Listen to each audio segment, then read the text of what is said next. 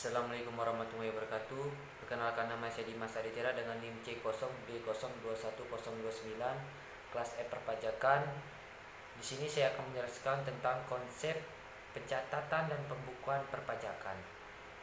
Laporan keuangan perusahaan seharusnya memberi calon kreditur dan investor pengetahuan yang mereka butuhkan untuk melakukan investasi yang bijak dengan uang mereka. Laporan keuangan dimaksud untuk menggambarkan keadaan keuangan perusahaan sesuai dengan keadaannya yang sebenarnya. Sistem pembukuan dalam perpajakan bisa digunakan dalam sistem self-assessment, yaitu masyarakat wajib pajak diberi kepercayaan dengan tanggung jawab yang lebih besar untuk memperhitungkan dan membayar dan melaporkan sendiri besar pajak yang harus dibayar. Salah satu bentuk tanggung jawab wajib pajak tersebut adalah penyelenggaraan pembukuan kegiatan usaha atau perusahaan milik wajib pajak. Dan di sini saya akan menjelaskan pengertian pembukuan dan pencatatan. Pembukuan yaitu suatu proses pencatatan yang dilakukan secara teratur untuk mengumpulkan data dan informasi keuangan meliputi harta, kewajiban, modal, penghasilan dan biaya, serta jumlah pembelian dan penyerahan barang dan jasa. Pembukuan dilakukan dengan menyusun laporan keuangan berupa neraca dan laporan laba rugi.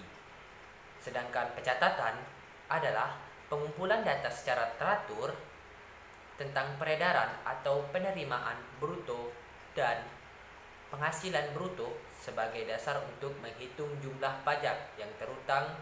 Adalah pengumpulan data secara teratur tentang peredaran atau penerimaan bruto, termasuk penghasilan yang bukan objek pajak atau dikenai pajak bersifat final.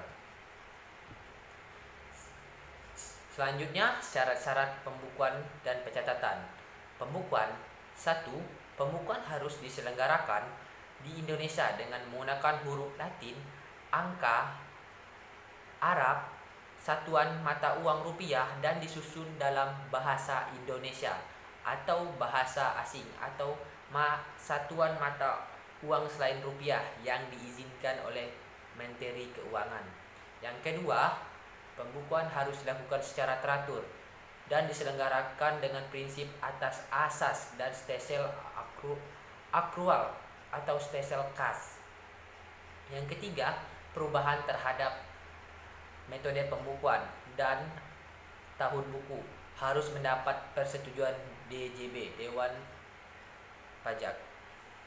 Keempat, pembukuan sekurang-kurangnya terdiri dari catatan mengenai harta, utang atau kewajiban, modal, penghasilan, biaya penjualan, dan pembelian sehingga dapat dipakai sebagai dasar menghitung pajak-pajak yang terutang.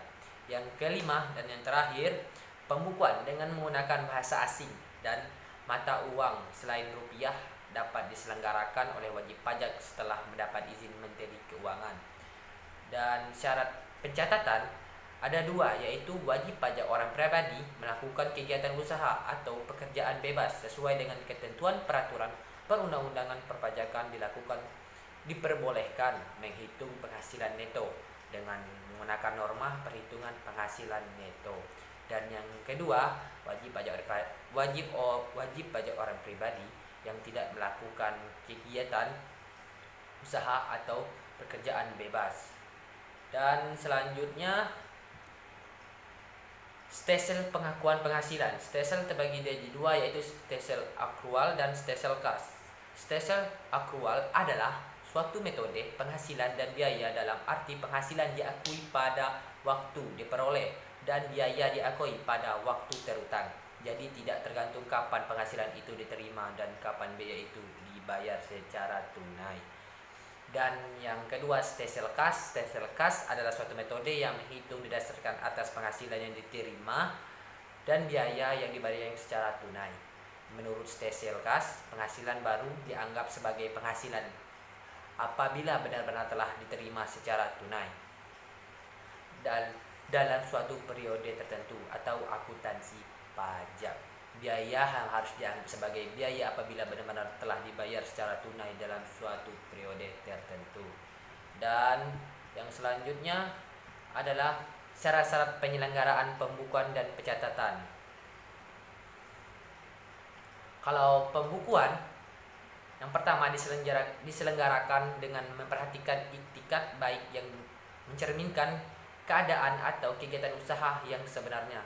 Dan kedua, diselenggarakan di Indonesia dengan menggunakan huruf Latin, angka, dan satuan mata rupiah, dan disusun oleh bahasa Indonesia atau bahasa asing yang diizinkan Menteri Keuangan. Yang kelima, pembukuan dengan menggunakan bahasa asing atau diselenggarakan oleh wajib pajak dan Menteri Keuangan. Kelima, pembukuan sekurang-kurangnya terdiri dari atas harga mengenai kewajiban modal, penghasilan, dan biaya serta penjualan, pembelian hingga dapat dihitung besar pajak. Dan bagi pencatatan, yang pertama, satu, pencatatan harus diselenggarakan secara teratur dan mencerminkan keadaan yang sebenarnya menggunakan huruf Latin, angka Arab, satuan mata rupiah, dan disusun oleh bahasa Indonesia.